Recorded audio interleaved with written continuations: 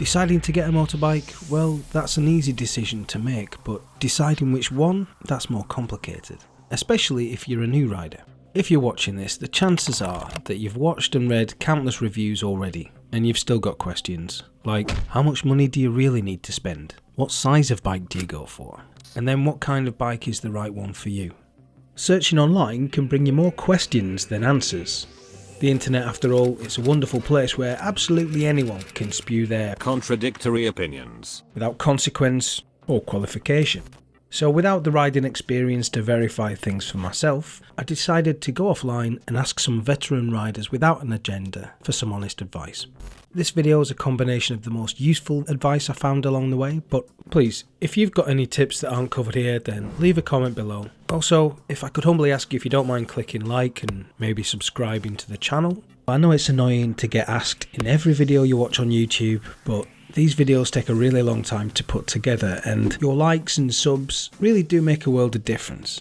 Anyway, onwards. So, a good place to start is to think a bit about the kind of riding that your bike needs to deliver. I mean where you'll ride your bike, of course, but also where you want it to be at its best. Adventure bikes, sports bikes, cruisers, each style of motorbike has its own specific style of riding, its own strengths as well as weaknesses. And it's helpful to look at those weaknesses and really figure out if you can live with them.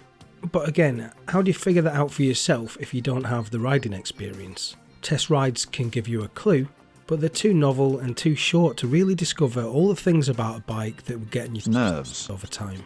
So let's quickly look at some of the types of bikes, the merits of each, and the likely irritants that might help narrow your search down. If you already know all this, then feel free to skip to sports bikes. They're machines built with a singular focus: to be nimble and to go fast. The riding position is sporty and aggressive, with riders leant forward with your weight over your wrists. So they're great for speed, but not so much for comfort.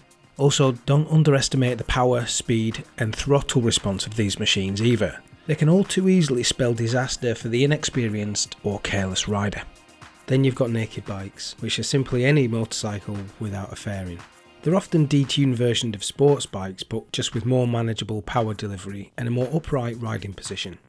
The lack of fairing makes maintenance and repairs easier, but it also means you're much more exposed to the elements, which on longer, high-speed journeys is going to make getting cold, wet and tired more of an issue. Nakeds are great bikes if you need something to commute on during the week, but then you want to have a blast at the weekend. Most adventure bikes sold won't actually get too far off the tarmac, but theoretically they're built to take you anywhere.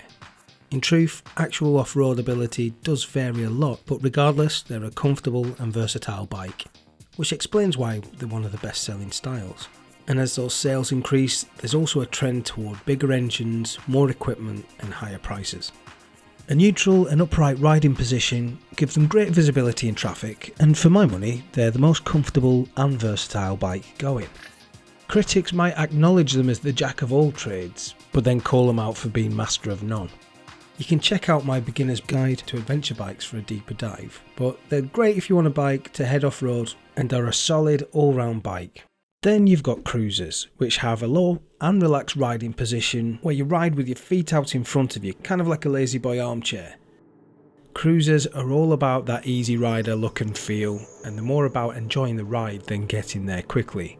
They've usually got big engines that will give you torquey pulling power and a throaty roar at any speed. Next are retro bikes, which have a classic look and ride, so they're neutral and comfortable. They're not usually crazy quick, and they don't have much weather protection, but they do look really good with that nostalgic heritage thing going on. They're usually pretty unintimidating to ride with low seat heights and modest performance as well. If you love the look, they're great all-round bikes, and there's a massive modding and custom scene for you to make it your own. And now last, as well as least, you've got your mopeds and scooters, which are dead easy to ride, really comfortable, give you lots of weather protection, they're easy to hop on and off, they cost virtually nothing to run, and they'll get you around town quickly. Okay, so these categories, they are pretty broad and many bikes don't fit the stereotype. Some bikes are a mix of styles like sports tourers, and there's even adventure scooters. Yeah. But whatever label you want to put on it, any bike will excel in some conditions and then be compromised in others. You've just got to pick a style that you like, one that delivers the riding style or styles that you need, and find one that's compromised only in ways that you can live with. Okay, the next thing to ponder is engine size. Your age and the license you've got can limit your choices, of course, but even if you've got a full A license, knowing what capacity engine is one of the biggest dilemmas a new rider has when choosing a bike. Now, this does tend to split opinion, but the advice that most experienced riders had for new riders was to start off on a small capacity engine bike before you move up. The thinking being that a smaller engine is better suited to learn your craft on, simply because with less power you've got less speed and so less risk. Risk of getting into a crash, but also risk of getting into trouble with the law, which is shockingly easy to do on a bigger bike. So there you have it in a nutshell. Smaller engines are more sensible, but being sensible, that's not really why we ride a motorbike now, is it? And it's true that after a while of riding within those sensible limits, you'll start to crave a bit more speed and power, especially if you spend a lot of time on roads where you're moving north of 50 miles an hour.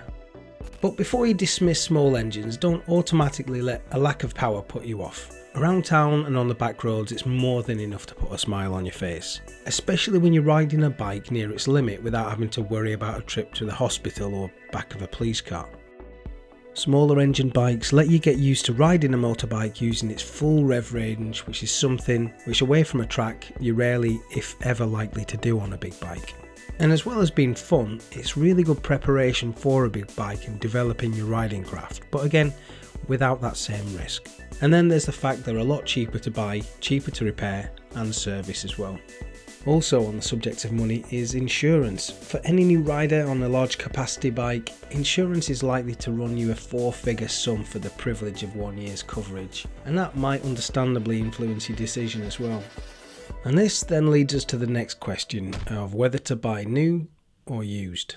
Sadly, motorbikes aren't cheap, and they're not getting any cheaper, with so many manufacturers getting way too comfortable slapping 15 or 20 grand price tags on new models, which is kind of crackers really when you think of it. For most of us in the UK at least, motorbikes are a luxury hobby rather than an essential mode of transport. And even if you've got the money, it's still an expensive mistake should you buy the wrong bike, crash it, or decide only after you've ponied up that motorcycling just isn't for you. Whatever bike you get, whether it's new or used, you're likely to want to trade it up after about 2 years, which is worth thinking about when you're looking at those finance terms. A more prudent financial approach would be to buy, say, a 10-year-old bike and then sell it on a year later without losing too much money. And actually, if you choose wisely and you don't drop it, you could even sell it on at a profit. You win! So to summarise, there's a lot of factors that depend on each individual buyer, but broadly, there's 3 strategies. For most people, I'd advise buying a used, small capacity bike as a stepping stone. Maybe an older, smaller version of the kind of bike that you ultimately want to move on to. Then ride it till you feel confident or bored by it before you move upwards and onwards whenever you're ready. Many riders will go on to have more than one bike in the garage, and if you think that's you, then choose a bike that's great to learn on, but also one that will serve a long-term purpose, maybe like a city bike or an off-road machine. Whatever type of riding it gives you, it means that the next bike in your collection can be focused more specifically in a different direction. The other advice I got from more maverick riders was just to get the bike that you want from the very start and to be cautious as you're getting your head round riding it. Now, you're old enough to make that call for yourself, just don't make that decision lightly. Whichever approach you take, just buy a good example and make sure it makes you smile. And just before I get to recommending some specific bikes to put on your shortlist, I think it's worth a quick word about reviews and how they can skew our thinking. There's a whole industry trying to influence you to buy one product over another, and while you can't really blame them for doing the job, PR and advertising does have a habit of muddying the waters. There's a couple of tricks that us buyers constantly fall for, and these are worth keeping in mind when we're doing our research. The first is that the larger manufacturers influence the influencers. All manufacturers naturally want all the hype that they can get, and journalists and vloggers likewise want the content, especially the content that you get from launch events or new bike reviews, which are guaranteed to perform well. Basically, they need each other, and there's a pressure of maintaining that relationship, which makes it difficult for a journalist or a YouTuber to turn in a critical review. The manufacturers are less likely to stay on good terms with reviewers who trash the bikes publicly, and they won't be in a rush to invite them back to other events or to lend them other press bikes. Yet, even if reviewers are independent enough or brave enough to resist that pressure, it's hard to be negative after you've been given a shiny new bike to play with, especially one that you don't have to worry about the cost of ownership or reliability. Let's be honest, launch events are a golden ticket. Getting invited out to ride on twisty roads, sometimes exotic roads abroad with flights, food and hotels thrown in for good measure. It'd be impossible for some of that shine not to rub off. The second trap we fall for is FOMO, fear of missing out. And this is where, through doing our research, we start to discover a new world of exotic bikes and innovation, and then we start to convince ourselves that all that shiny stuff we've just found out about is actually essential and will up our budget for it.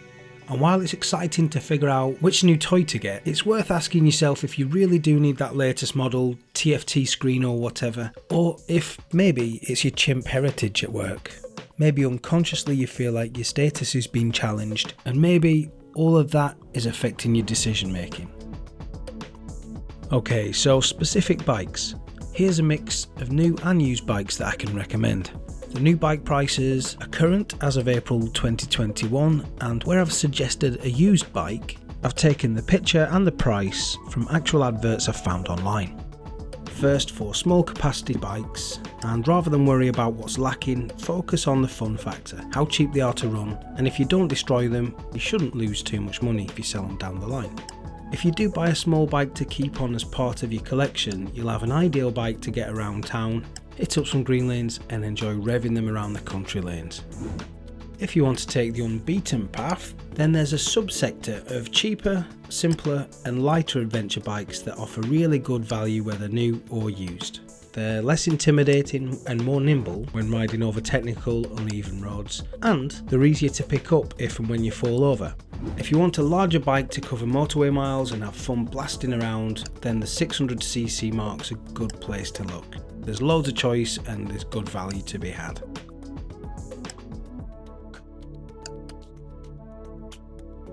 So that's my guide to buying your first motorbike.